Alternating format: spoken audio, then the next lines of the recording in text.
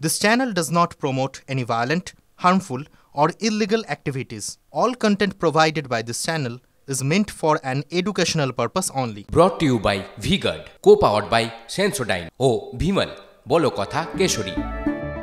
Associate sponsor Ultratech Cement. দেখুন, ভোটের বাংলায় সবুজ ঝড়, তাতেও তৃণমূলের যে গোষ্ঠীকন্দল সেটা থামছে কই।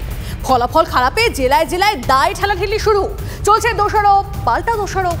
জয়ী প্রার্থীদের নিয়েও দলের অন্দরে বাড়ছে অভিমানের পারদ। হাওড়া তৃণমূলের মধ্যে গোষ্ঠী কোন্দলের আভাস। নবনির্বাচিত সাংসদ প্রসূন বন্দ্যোপাধ্যায়ের বিরুদ্ধে ক্ষোভ উগরে দিলেন রাজ্যের মন্ত্রী মনোজ তিওয়ারি। প্রসূনের উদ্দেশ্যে ভিডিও বার্তায় মনোজের অভিমানের পাহাড়। আপনার পক্ষ থেকে কেউ আমায় ফোন করে বলেনি বা আমাদের কর্মীদেরকে কেউ ফোন করে বলা হয়নি কি ধন্যবাদ বা অভিনন্দন জানাওনি।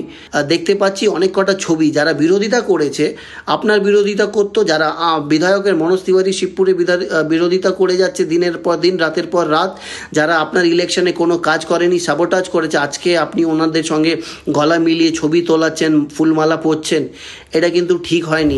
মনোজের ক্ষোভে মলম নয়, পাল্টা নো কমেন্টস বলে এড়িয়ে গেলেন প্রসূন বন্দ্যোপাধ্যায়।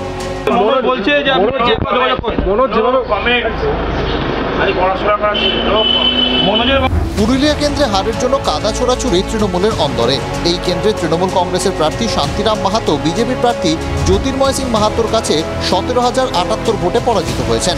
হারের জন্য পুরুলিয়া পুর কর্তৃপক্ষকে দায়ী করেছেন তৃণমূল কর্মী সংগঠনের নেতারা। পুর প্রধানের পদত্যাগের দাবি উঠেছে।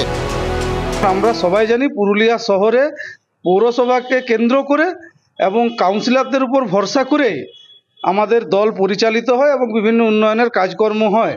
সুতরাং এর নৈতিক দায়ভার যেমন সংগঠনের প্রত্যেকটা নেতৃত্ব নেবে, পাশাপাশি পৌরসভা এবং কাউন্সিলরদেরকে বিশেষভাবে নিতে হবে। শুধুমাত্র পুরুলিয়া মিউনিসিপ্যালিটির জন্য, পুরুলিয়া মিউনিসিপ্যালিটিকে সম্পূর্ণভাবে মানুষ প্রত্যাখ্যান করেছে। আমরা সম্পূর্ণ 20% নেমে যাচ্ছি যেখানে, তখন এটা আমাদের আর কারো দায়ী নয়, সম্পূর্ণ পুরুলিয়া পৌর বোর্ডের জন্য আজ আমাদের এই অবস্থা। হাওড়া পুরুলিয়া শুধু নয়, বনগাঁতেও তৃণমূলের কোন্দল। বনগাঁ পুরসভায় পিছিয়ে থাকা নিয়ে সোশ্যাল মিডিয়ায় তৃণমূল কর্মীদের একাধিক পোস্ট, চর্চা তুঙ্গে। জেলার বেশ কয়েকজন নেতার নামে তোপ দেখেছেন বনগাঁ তৃণমূল কর্মীদেরই একাংশ।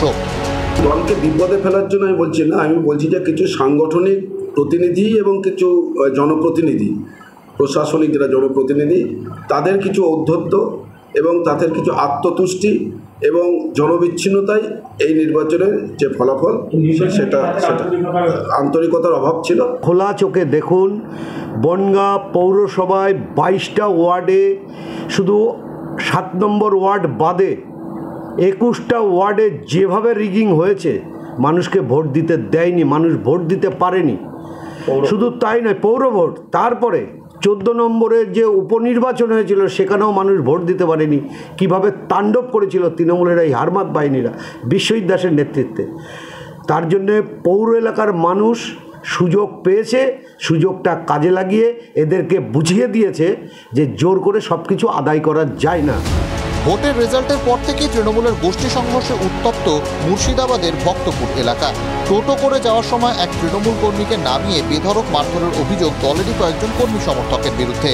সূত্রের খবর, আদি ও নব্য তৃণমূলের লড়াইয়েই এই হামলার ঘটনা। TV9 Bangla. Brought to you by V-Guard, co-powered by Sensodyne o Bhimal, Bolo Kotha Keshori. Associate sponsor Ultratech Cement.